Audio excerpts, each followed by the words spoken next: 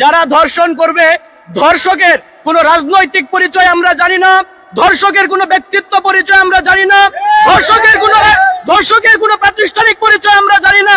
যে ধর্ষণ করবে সে দেশের শত্রু, সে বোনের শত্রু, সে জাতির শত্রু। এবং ধর্ষকের বিরুদ্ধে সর্বোচ্চ শাস্তি ব্যবস্থা, মৃত্যুদণ্ডের আইন চাই। সান্ত্বনামূলক কোন আইন বাংলার জমিনে চলতে দেওয়া হবে না। ধর্ষকের বিচার টাকার বিনিময়ে আমরা মানি না। ধর্ষকের বিনিময় একমাত্র ফাঁসির ব্যবস্থা করতে হবে। টাকার বিনিময়ে, অন্য কোন শাস্তির বিনিময়ে একজনের জীবন নিয়ে আমরা টাকা দিয়ে বিচার করতে রাজি না। অতএব শেষ বার্তা এটাই আমরা দিতে চাই, যে ধর্ষণ করবে, ধর্ষকের কোনো পরিচয় আমরা জানি না, ধর্ষকের একটাই পরিচয়, সে আমাদের জাতির দুশ্মন। এবং এই ধর্ষকের সর্বোচ্চ শাস্তি ফাঁসির দণ্ড চাই ইনশাল্লাহ। সবাই রাজি আছেন তো? অন্য কোন দাবি আমরা মানতে রাজি? কোন টাকার বিনিময়ে একটাই দাবি, সেটা কি হবে? মৃত্যুদণ্ডের আইন চাই। এখন আমাদের সর্বশেষ আমাদের বাস্তল ইমান আকীদা সংরক্ষণ কমিটির সভাপতির মাধ্যমে আমরা এই মিছিল শেষ করতে চাই। তো আমি আমাদের সম্মানিত সভাপতি সাহেবকে অল্প পরিসরে কথা বলার জন্য অনুরোধ করছি। আলহামদুলিল্লাহ ওয়া কাফা ওয়া সালামুন আলা ইবাদিহিল্লাযীনা ইসতাফা, আম্মা বাদ।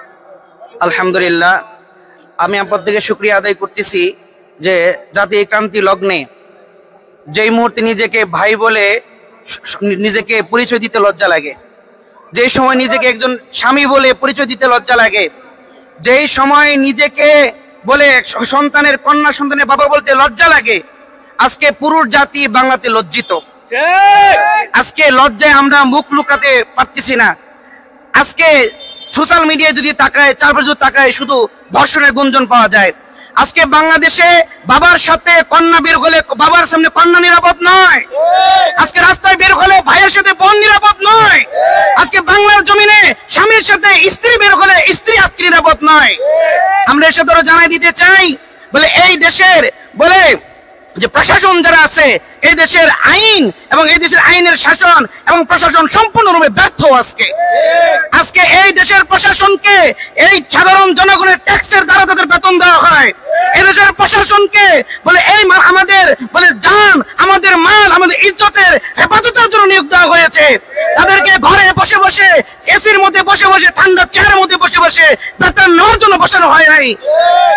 এই দেশের প্রত্যেকটা মানুষের জানমাল ইজ্জতের নিরাপত্তার জন্য বেতন দেওয়া হয়। আর তারা মুখ লোকে জায়গায় বসে আজকে বাংলার জন্য প্রত্যেকটা প্রশাসনের দায়িত্বশীল ব্যক্তি আজকে ব্যর্থ হয়েছে।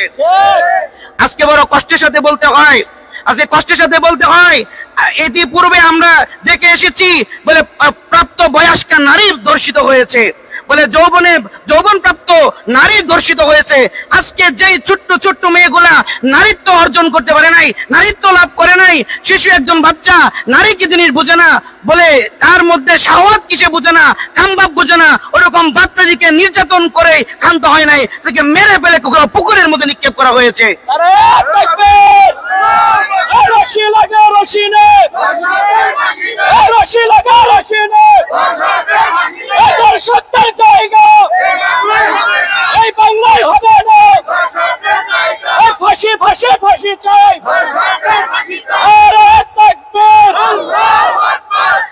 আরেকটা কথা আমি বলে দিতে চাই, বর্তমানে যে ধর্ষণ চলতেছে এটা আইএমএ জাহিলিয়াতেও হার মানাইছে।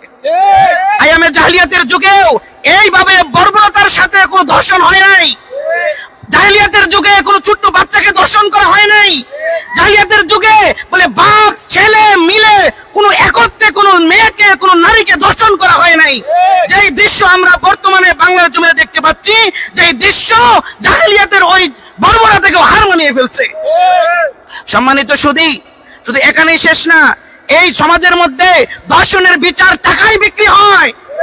এই সমাজে ধর্ষণকে গোপনে রাতের আধারে ধর্ষণের বিচারকে বলে গোপনে করা হয়। ধর্ষণের বিচার গোপনে করার জিনিস নয়, ধর্ষণের বিচার টাকায় বিক্রি করার বিষয় নয়। ধর্ষণের একমাত্র শাস্তি নাই। আমাদেরকে হুজুর বলতেন, এই সমস্ত অন্যায়কারীর অপরাধ যদি আজকে বাস্তলের খোলা মাঠে যদি একটা ধর্ষণকারীকে ফাঁসি দেওয়া হয়, পুরা বাস্তলের ধর্ষণ কমে যাবে, বলে ঠিক কিনা? আজকে সিলেটের সেই মিজান ময়দানে যদি একটা দর্শককে ফাঁসি দেওয়া হয়, আমি মনে করি সিলেটে আর কোনো ধর্ষণ হবে না। সেই কিশোরগঞ্জের সুরাকিয়া মাঠে যদি একটা দর্শককে ফাঁসি দেওয়া হয়, আমার মনে হয় কিশোরগঞ্জে আর দর্শন হবে না। অতএব আমি আজকে এই গণসমাবেশ থেকে উদাত্ত আহ্বান করব, আজকে যারা সরকারে আছেন অতি দ্রুত আমরা এই দর্শকদের ফাঁসি চাই। আমরা শুনতে পেয়েছি আপনারা এই বিচার করতে আপনারা 6 মাস সময় নিয়েছেন, আমাদের আর বুঝতে বাকি নাই আপনাদের দ্বারা এই বিচার আশা করা যায় না। অতএব যদি অনতি বিলম্বে তাদেরকে ফাঁসির কাস্তে ঝুলানো না হয়, সারা বাংলায় তুমুল তোরবার আন্দোলন করে তোলা হবে ইনশাআল্লাহ।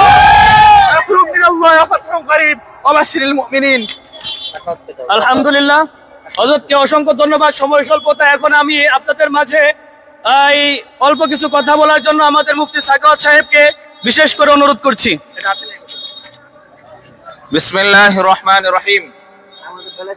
সম্মানিত তৌহিদ জনতা, আজকে আমরা যে বিষয়টা নিয়ে এখানে আন্দোলনে নেমেছি, সারা বাংলাদেশে সারা বিশ্বে এই বিষয়টি এখন উত্তাল হয়ে উঠেছে।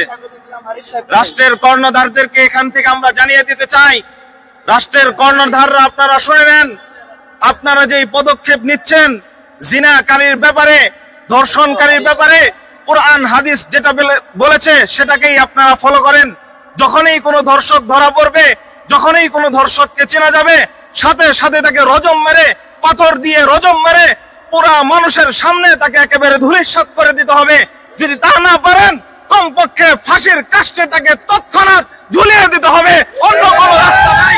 এই বলে আমার সংক্ষিপ্ত বক্তব্য শেষ করছি। ওয়া আখিরু দাওয়ানা আলহামদুলিল্লাহি রাব্বিল আলামিন।